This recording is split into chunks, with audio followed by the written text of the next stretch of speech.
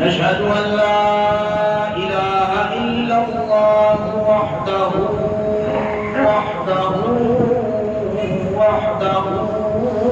لا شريك له ونشهد أن سيدنا وسندنا ومولانا محمدا عبده ورسوله أما بعد فقد قال الله تبارك وتعالى في القرآن المجيد والفرقان الحميد أعوذ بالله من الشيطان الرجيم بسم الله الرحمن الرحيم وإذا بشر أحدهم بالأنثى ظل وجهه مسودا وهو كظيم صدق الله مولانا العظيم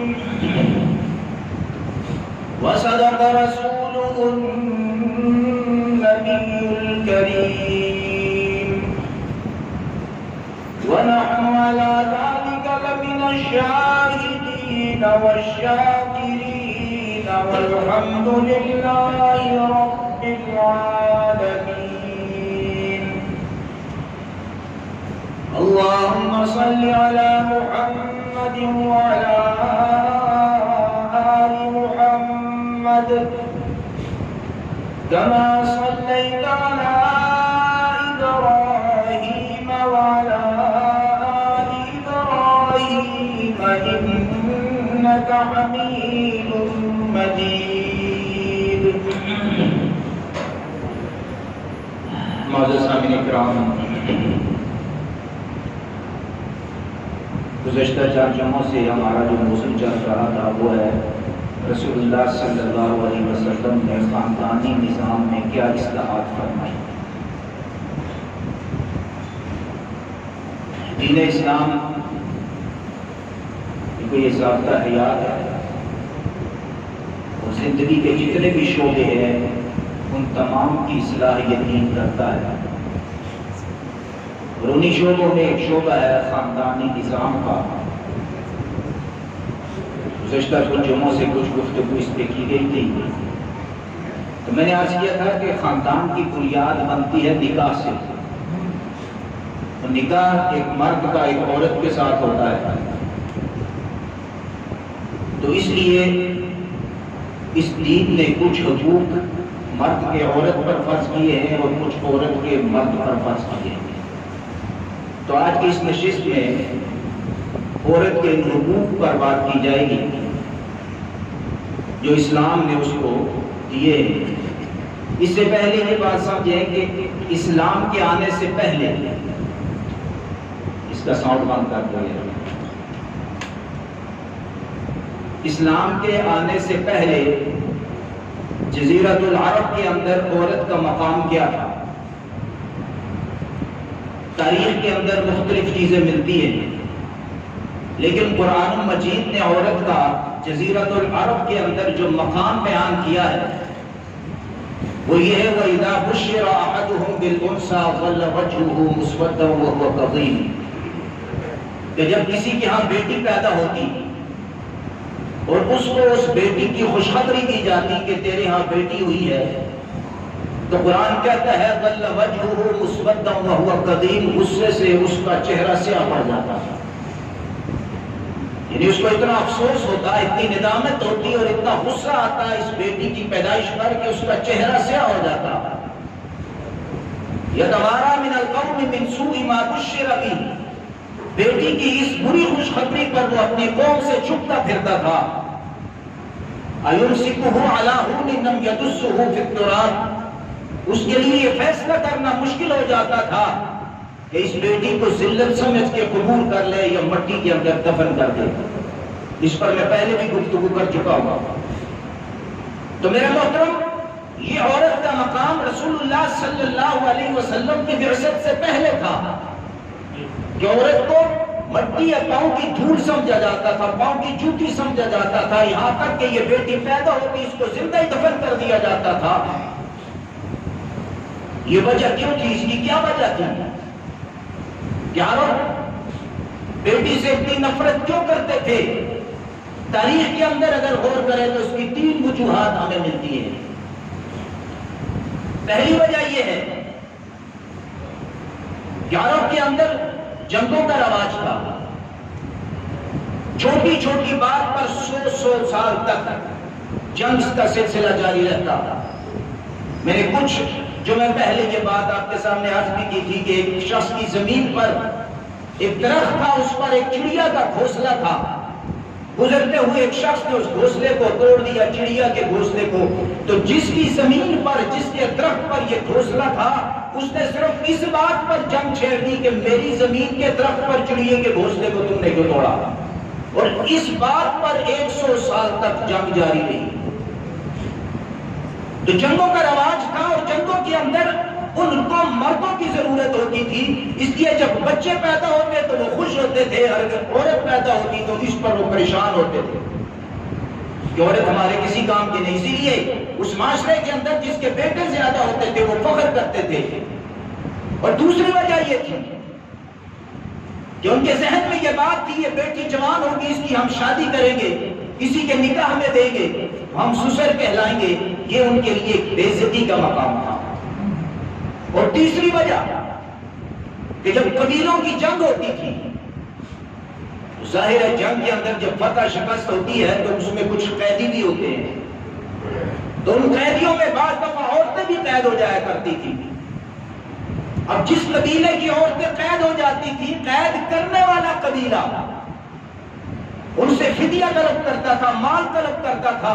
اگر تم اپنی عورتوں کو آزاد کروانا چاہتے ہو تو مال دو، مویشی اور اونٹ، بکریاں، بھیڑیں، یہ چیزیں دو، اپنی عورتوں کو آزاد کروا لو۔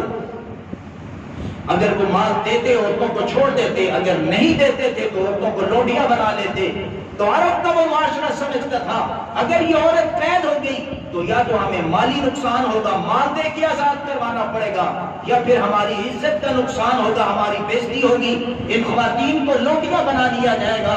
یہ چند وجوہات ایسی تھی جس کی وجہ سے تاریخ کے اندر یہ ملتا ہے کہ وہ عرب قبائل ایک عورت سے اس لیے نفرت کرتے تھے، بیٹی کو اس لیے زندہ درگور کر دیا کرتے تھے۔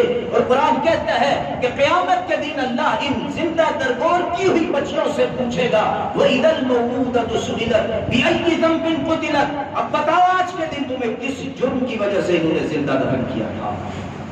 اللہ کی تو عدالت ہے نا، وہاں سے تو بچ کوئی نہیں سکتا۔ پر میں آپ سے کر رہا ہوں کہ اسلام کے آنے سے پہلے قرآن نے عرب معاشرے کا اور عرب معاشرے کے اندر عورت کا جو مقام تھا اس کا تذکرہ کیا ہے، لیکن جب امام الانبیاء محمد الرسول اللہ صلی اللہ علیہ وسلم اس دنیا کے اندر تشریف لائے، اللہ کا دین آیا، اللہ کا اسلام آیا، اس دین اور اسلام نے امام الانبیاء محمد الرسول اللہ صلی اللہ علیہ وسلم نے عورت کو عزت بھی دی ہے، عورت کو عظمت بھی دی ہے، عورت کو مرتبہ بھی دیا ہے، عورت کو مقام بھی دیا ہے، اور یہ اعلان کیا ہے کہ معاشرے کے مرد جس عورت کو تو پاؤں کی جوتی سمجھتا ہے، جس کو پاؤں کی خاک سمجھتا ہے، جس کی ناموس کو پاؤں کے نیچے رونقتا ہے، یہ اسلام اعلان کرتا ہے اسی عورت کے قدموں کے نیچے رب نے تیرے لیے جنت رکھ دی ہے۔ یہ مقام کس نے دیا عورت کو؟ یہ صرف دین اسلام نے دیا ہے۔ اگر آج بھی عورت اپنا تحفظ چاہتی ہے، اپنی عزت چاہتی ہے، اپنا مقام اور مرتبہ چاہتی ہے، معاشرے میں اپنی عزت چاہتی ہے، تو اس کو دین کی آغوش میں آنا ہوگا۔ دین نے جو حقوق دیے ہیں ان کو سمجھنا ہوگا، ان کو حاصل کرنا ہوگا۔ یہ دین کے بغیر یہ حقوق آپ کو کہیں اور نہیں ملیں گے۔ میرے محترم سامعین اکرام، پھر جب انسان کا خاندان بنتا ہے، گھر میں ہم رہتے ہیں، تو اس خاندان کے اندر سب سے قربت کے جو رشتے ہیں، ماں کا رشتہ ہے۔ عورت کا تذکرہ کروں، ماں کا رشتہ ہے، اس کے بعد بہن کا رشتہ ہے، بیٹی کا رشتہ ہے، بیوی کا رشتہ ہے۔ یہ 4 رشتے ہیں، اور اگر یہ عورت ماں کی صورت میں سامنے ہے تو اس کے حقوق کا اسلام الگ تذکرہ کرتا ہے۔ اگر بہن کی صورت میں ہے تو الگ تذکرہ کرتا ہے، بیوی کی صورت میں ہے تو الگ تذکرہ کرتا ہے، بیٹی کی صورت میں ہے تو الگ تذکرہ کرتا ہے، ایک ایک کے حقوق اسلام بیان کرتا ہے۔ عورت کا جو بھی رشتہ مرد کے ساتھ ہے، ہر ایک کے حقوق الگ اللہ نے ذکر کیے، اللہ کے نبی نے ذکر کیے۔ قرآن کیا کہتے ہیں؟ اگر آپ کے سامنے عورت ماں کی صورت کے اندر ہے تو ماں کا کیا مقام ہے؟ قرآن کہتا ہے وَلَا تَقُلْ لَهُمَا اُفٍّ، کہ اپنی ماں کو اف تک بھی نہیں کر سکتے، اس کی کسی بات پر تمہارے ماتھے پر شکن نہیں آنی چاہیے، کوئی بات تمہیں اس کی ناگوار نہیں گزرنی چاہیے۔ وَلَا تَنْهَرْهُمَا، تمہاری زبان پر تمہاری ماں کے بارے میں ایک لفظ بھی سختی کا نہیں آنا چاہیے۔ وَقُلْ لَهُمَا قَوْلًا كَرِيمًا، قرآن کہتا ہے کہ تم اپنی ماں کے ساتھ نرمی کا معاملہ، محبت کا معاملہ، شفقت کا معاملہ، ادب کا معاملہ کرنے کے پابند ہو۔ کیوں کہ الجنت تحت اقدام الامہات، اللہ نے جنت تیری اسی ماں کے قدموں کے نیچے رکھی ہے۔ اگر جنت چاہتا ہے تو بچھ جا ماں کے قدموں کے اندر، جتنا ماں کے سامنے عاجزی کرے گا، یہ ماں کے حقوق ہے، جتنی انکساری کرے گا، جتنا ماں کے قدموں سے لپٹ کر رہے گا، یعنی کبھی اس کی بات کی نافرمانی نہیں کرے گا۔ کب تک؟ جب تک کہ وہ دین کے خلاف تجھے حکم نہ دے۔ اس پر بھی بات میں کر چکا ہوں کہ ماں باپ کی تابعداری کہاں تک کرنی ہے، وہاں تک ہر معاملے میں جہاں تک وہ اللہ اور اللہ کے رسول کے دین کے خلاف کوئی حکم نہ دے، وہاں تک تابعداری کرنی ہے، پھر جنت ملے گی۔ آج کی اولاد ماں کی، اپنے ماں کی باپ کی چند ضروریات پوری کر کے، چند ضروریات پوری بھی نہ کر کے، آج کے معاشرے کے اندر کچھ تھوڑا بہت خیال رکھ کے بھی اس خوش فہمی کے اندر ہوتا ہے کہ میں نے ماں باپ کا حق ادا کر دیا، میں نے اپنی ماں کا حق ادا کر دیا، میں نے بڑی خدمت کی اپنی ماں کی۔ میرے محترم سامعین کرام، میں کہتا ہوں کہ وہ ٹھٹھکتی رات میں جب ہم چھوٹے تھے اور رات کی اس سرد رات پہ ہم نے اپنے بستر کو گیلا کیا تھا اور ہماری ماں نے اس گیلی جگہ سے ہمیں اٹھا کر خشک جگہ پر رکھ کے اس سردی کے اندر اس ٹھنڈی اور گیلی جگہ پر خود سوئی تھی۔ ساری زندگی اگر ماں کے قدموں میں انسان بیٹھا رہے، اس ایک لمحے کا قرض بھی پورا نہیں کر سکتا۔ یہ کیسے سوچ سکتا ہے انسان کہ میں اپنی ماں کا حق ادا کر دیا؟ میرے محترم سامعین کرام، ایک شخص اپنی ماں کو کمر پہ اٹھا کے طواف کرواتا ہے، صحیح کرواتا ہے، اور امام الانبیاء محمد الرسول اللہ صلی اللہ علیہ وسلم کی خدمت میں آ کے کہتا ہے یا رسول اللہ، میں نے اپنی ماں کو کمر پہ اٹھا کے طواف کروایا ہے، کیا میں نے اپنی ماں کا حق ادا کر دیا؟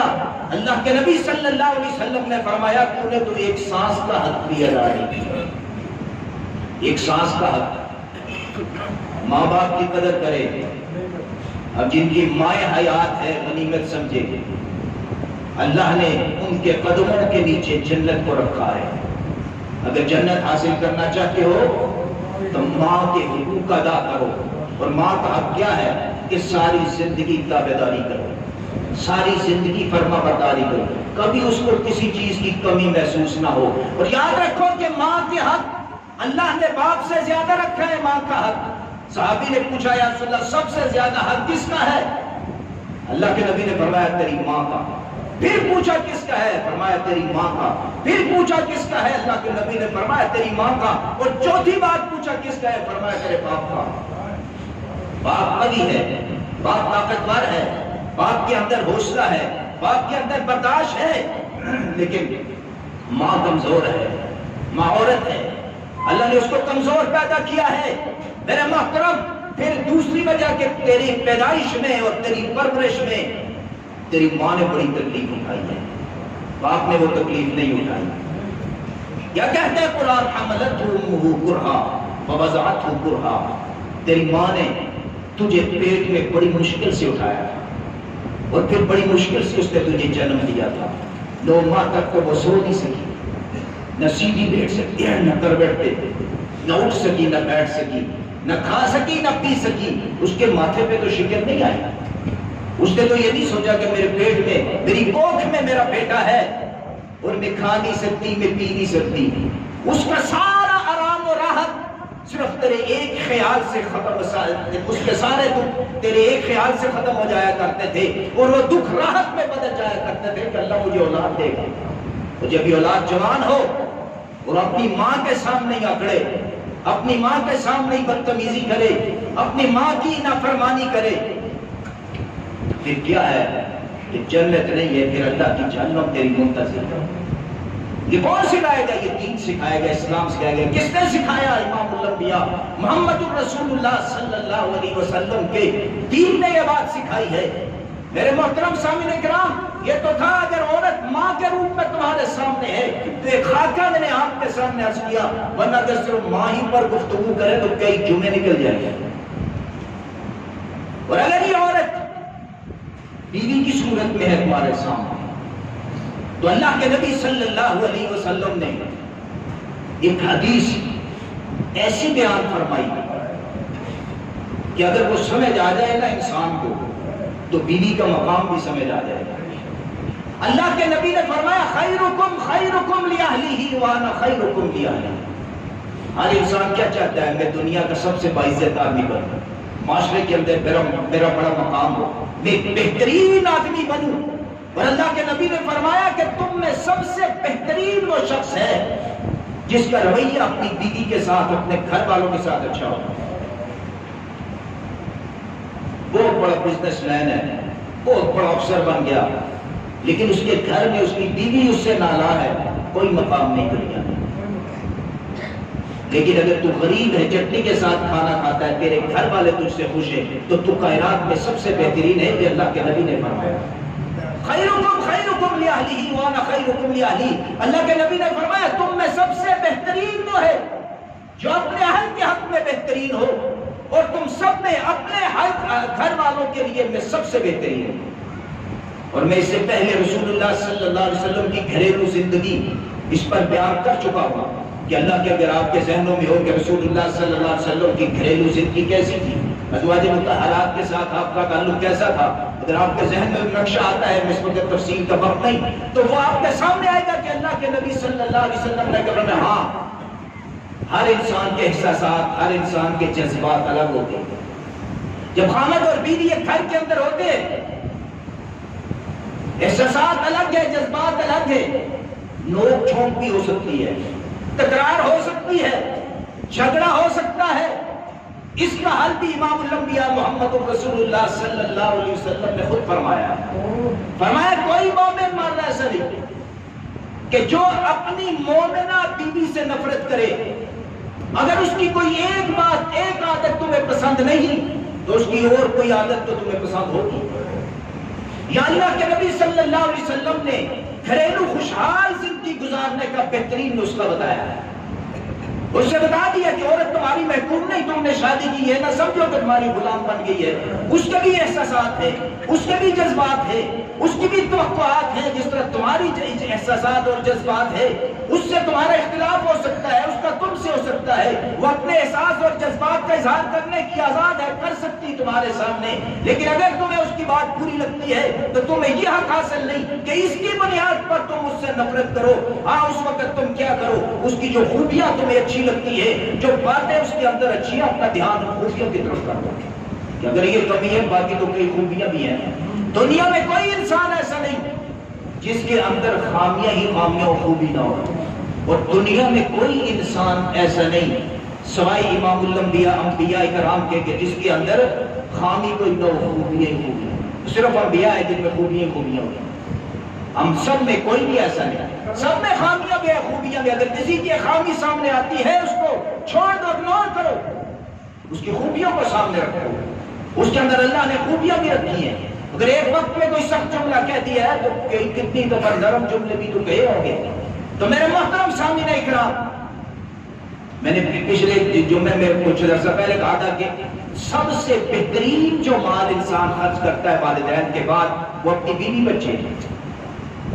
بیوی بچوں پر خرچ کرنا اسلام نے اس کو صدقہ کہا ہے، اور بہترین صدقہ کہا ہے جو ہے نا اللہ کے راستے میں خرچ کرو۔ کہاں خرچ کرے؟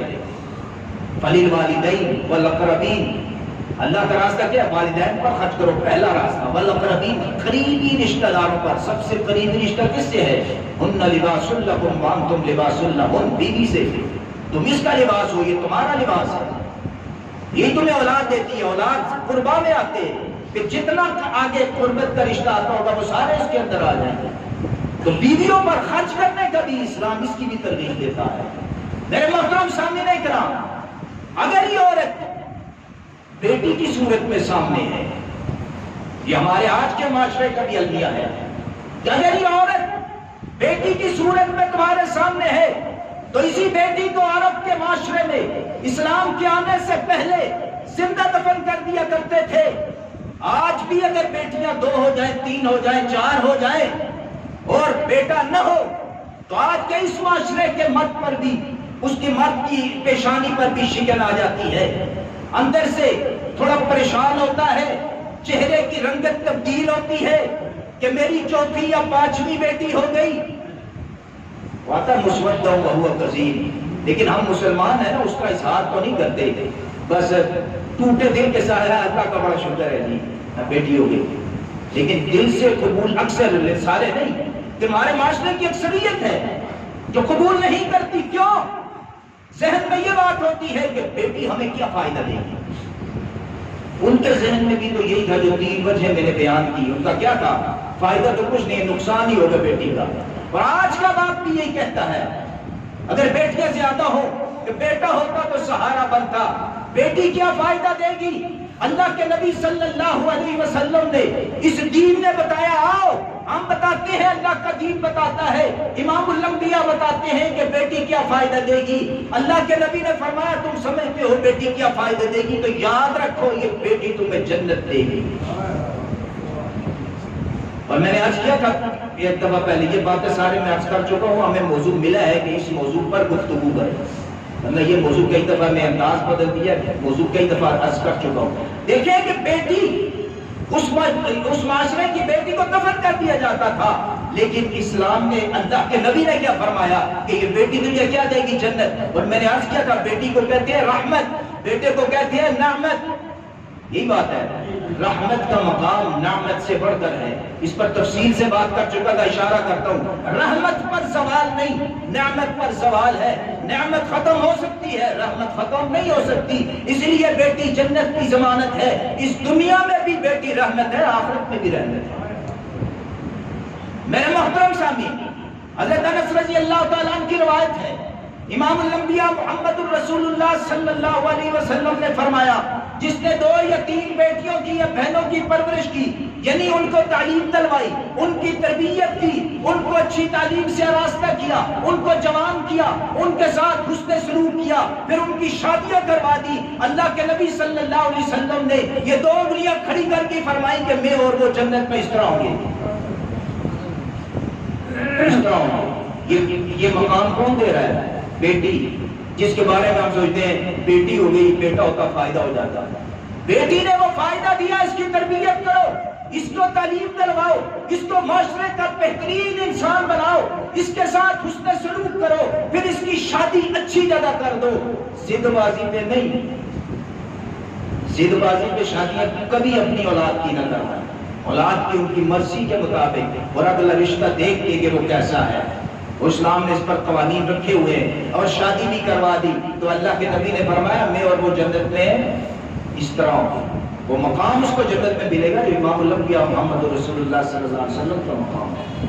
میرے محترم سامعین اکرام، دوسری بات میں حضرت عائشہ صدیقہ رضی اللہ تعالیٰ عنہا سے روایت ہے، فرماتی ہے کہ میرے پاس ایک عورت آئی، مفلوق الحال عورت، اس کے ساتھ 2 بچیاں تھیں چھوٹی، میرے پاس آئی اور سوال کیا، بھوک سے نڈال تھی وہ بھی اور اس کی بچیاں بھی، اور اما عائشہ صدیقہ فرماتی ہیں کہ میرے گھر میں بھی کچھ نہیں تھا، ایک کھجور تھی، ایک کھجور، میں نے وہ کھجور اس عورت کو دے دی، اور میں دیکھتی رہی اس عورت نے اس کھجور کو توڑا، آدھا کیا، آدھی ایک بچی کے منہ میں ڈال دی، آدھی دوسری بچی کے منہ میں ڈال دی، اور خود کچھ نہیں کھایا۔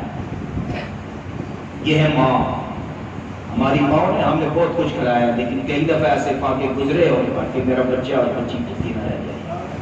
اور آج ایک ماں 15 18 20 بچوں کو پالتی ہے، اس معاشرے کے 18 بیٹے ایک ماں کو نہیں پال سکتے۔ ہے شرم کا مقام کہ نہیں ہے؟ یہ وہ ماں ہے جس نے آدھی آدھی کھجور دونوں کو دی. جب اللہ کے نبی صلی اللہ علیہ وسلم آئے، اما عائشہ صدیقہ رضی اللہ تعالیٰ عنہا نے یہ واقعہ سنایا تو رسول اللہ صلی اللہ علیہ وسلم نے فرمایا جس کو بیٹیوں کے ذریعے سے آزمایا گیا اور وہ اس آزمائش میں بیٹیوں کے ساتھ حسن سلوک کر کے اس آزمائش میں کامیاب ہوا، یہ بچیاں قیامت کے دن اس کے لیے جہنم سے ڈھال بن جائیں گی. تو میں نے کیا اس لیے کیا کہ بیٹیاں کیا دیتی ہیں؟ جنت. یہ نہ سوچے بیٹی کیا دے گی، بیٹی جنت دے گی. بیٹے کے بارے میں نہیں ہے جنت دے گا، کہ نیک ہے اس کے اعمال کا ثواب ملے گا. بیٹی کے بارے میں اللہ کے نبی صلی اللہ علیہ وسلم کیا فرمایا کہ یہ کیا دے گی؟ بیٹی جنت دے گی. تو میرے محترم سامعین اکرام، اللہ کے نبی صلی اللہ علیہ وسلم نے اسی معاشرے کے اندر، میں نے عرض کیا تھا یہ بات بھی کر چکا، 4 بیٹیوں کی پرورش کی، 4 بیٹیوں کی تربیت کی، 4 بیٹیوں کو جوان کیا، 4 بیٹیوں کی شادیاں کروائی، ان بیٹیوں کی اولادوں کے ساتھ اس نے سلوک کیا، پیار کیا، محبت کی. ابھی میں نے پچھلے کچھ جمعے میں آپ بتایا تھا حضرت زینب رضی اللہ تعالیٰ عنہ جب ابو العاص قید ہوئے، ستون کے ساتھ بندھے ہوئے تھے. یہ مقام ہے عورت کا، یہ نہ سمجھو عورت کا مقام نہیں ہے. عورت کا شریعت میں اتنا بڑا مقام ہے کہ حضرت زینب آئی، ابو العاص بندھے ہوئے تھے کھمبے کے، اس کی ستون کے ساتھ. فجر کے بعد رسول اللہ صلی اللہ علیہ وسلم فیصلہ فرمایا کرتے تھے. حضرت زینب کے شوہر کے پتہ چلا بھی ایمان نہیں لائے تھے، بندھے ہوئے. صبح فجر کے بعد آئی، یا رسول اللہ صلی اللہ علیہ وسلم اس بندھے ہوئے شخص کو میں نے امان دے دی. اللہ کے نبی نے فرمایا جس کو تو نے امان دیا اس کو ہم نے بھی امان دیا، چھوڑ دیا. ایک عورت پر حق حاصل ہے. جس طرح مرد کسی کو امن دے سکتا ہے، شریعت میں عورت کا بھی وہ پورا مقام ہے، وہ بھی دے سکتی ہے. اور اللہ کے نبی کی بیٹی نے اپنے شوہر کو جو کفر کی حالت میں امان دیا اور اللہ کے نبی نے اس کو قبول کیا. حضرت فاطمہ سے رسول اللہ صلی اللہ علیہ وسلم کی محبت کی ہزاروں قصے آپ نے سنے. حضرت حسن حضرت حسین رضی اللہ تعالیٰ عنہما سے میرے پاس وقت نہیں ہے، ہزاروں قصے آپ نے سنے ہوں گے. میرے محترم ایسی محبت تھی حضرت فاطمہ سے، آخری وقت میں جب امام الانبیاء نے کان میں بات کہی، پہلے روئی پھر ہنسی. اور رسول اللہ صلی اللہ علیہ وسلم کے وصال کے بعد، یہ بات بھی میں عرض کر چکا ہوں، اشارہ کرتا ہوں، وصال کے بعد اما عائشہ نے پوچھا اب تو بتا دو، اب تو راز نہیں ہے. حضرت فاطمہ نے کیا کہا کہ پہلے اللہ کے نبی نے مجھے فرمایا تھا کہ اب میں اس دنیا سے جانے والا ہوں، تو میں رو پڑی. پھر فرمایا کہ میرے بعد سب سے پہلے تم مجھ سے ملو گی، سب سے پہلے اس دنیا سے میرے پاس تم آؤ گی. تو میں ہنس پڑی. یہ کی رسول اللہ صلی اللہ علیہ وسلم کی حضرت فاطمہ سے محبت، حضرت فاطمہ کی اللہ کے نبی سے محبت. اللہ کے نبی موت کی خبر دے رہے ہیں اور حضرت فاطمہ مسکرا رہی ہے. یہ ہے محبت. میرے محترم سامعین اکرام، اگر یہ عورت بہن کی صورت میں سامنے ہے تو اس کی حقوق بھی رسول اللہ صلی اللہ علیہ وسلم نے ذکر کیے. یہ واقعہ بھی آپ سن چکے ہیں. حنین کے موقع پر، غزوہ حنین کے موقع پر رسول اللہ صلی اللہ علیہ وسلم جب مسلمانوں کو فتح ہوئی، 6000 قیدی ہو گئے. کفار کے 6000 قیدی مسلمانوں کی قید کے اندر آ گئے. اور جب قیدی کوئی ہوتا ہے اس میں مرد بھی تھے، اس میں عورتیں بھی تھیں. تو ایک عورت اس میں 70 سال کی بوڑھی خاتون بھی تھی، جس کو صحابہ اکرام رضوان اللہ علیہم اجمعین میں سے کسی نے کچھ سخت لفظ کہا ہوگا. تو اس عورت نے کہا کہ مجھ سے اس طرح گفتگو نہیں کر سکتے، تم جانتے نہیں میں کون ہوں. پوچھا گیا آپ کون ہیں؟ مفہوم عرض کر رہا ہوں. تو انہوں نے کہا میں تمہارے پیغمبر کی بہن ہوں. رسول اللہ صلی اللہ علیہ وسلم کی بہن بھائی کوئی نہیں تھا. صحابہ نے سوچا کہ ہمارے نبی کی نہ بہن ہے نہ بھائی ہے، یہ عورت کون ہے جو دعویٰ کر رہی ہے کہ میں تمہارے پیغمبر کی بہن ہوں. بڑے حیران ہوئے جب ان کے لہجے میں حضرت شیما کے جو لہجے کی کرختگی تھی جب وہ صحابہ نے دیکھی. وہ اللہ کے نبی صلی اللہ علیہ وسلم کے خیمے میں داخل ہوئے اور جا کے عرض کیا یا رسول اللہ ایک بوڑھی خاتون ہے، قیدیوں کے اندر ہے، وہ تو کہتی ہے کہ میں تمہارے پیغمبر کی بہن ہوں. جاؤ اپنے پیغمبر کو بتاؤ کہ تمہاری بہن بھی قیدیوں کے اندر شامل ہے. اللہ کے نبی صلی اللہ علیہ وسلم حیران ہوئے کون ہو سکتی ہے. اللہ کے نبی اپنے خیمے میں ہے، صحابہ بھی اب رسول اللہ صلی اللہ علیہ وسلم کے خیمے کے اندر موجود ہے.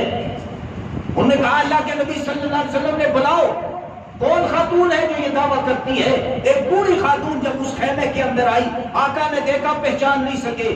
کہاں آقا صلی اللہ علیہ وسلم معصوم بچے، حضرت شیما اس وقت نوجوان آج رسول اللہ صلی اللہ علیہ وسلم کے سامنے وہ بہن 70 سال عمر کی صورت میں سامنے آ رہی ہے، پہچانا نہیں۔ پوچھا کون ہو؟ کہا یا رسول اللہ صلی اللہ علیہ وسلم مجھے نہیں پہچانا، میں آپ کی وہ بہن ہوں کہ جس کی گود میں آپ کا بچپن گزرا ہے، جس کے بازوؤں میں آپ کا بچپن گزرا ہے۔ میں آپ کو اٹھاتی تھی اور لوریاں آپ کو سنایا کرتی تھی، اور لوریوں کے اندر آپ کے لیے دعا ہوا کرتی تھی، اے اللہ میرے اس بھائی کو عزت عطا کر، اس بھائی کو مرتبہ عطا کر، اس بھائی کو مقام عطا کر۔ میں اپنے الفاظ میں کہتا ہوں، حضرت شیما نے کہا میں وہی شیما ہوں جو دعا کیا کرتی تھی، میرے بھائی کو آج اللہ نے عزت بھی عطا کر دی، مرتبہ اور مقام بھی عطا کر دیا، ساری انسانیت میں سب سے عرفہ اعلیٰ اعظم مقام بھی عطا کیا۔ اس بھائی کی بہن آج اسی کے پاس، اسی کے لشکر کے پاس قیدی کی حیثیت سے آئی ہے۔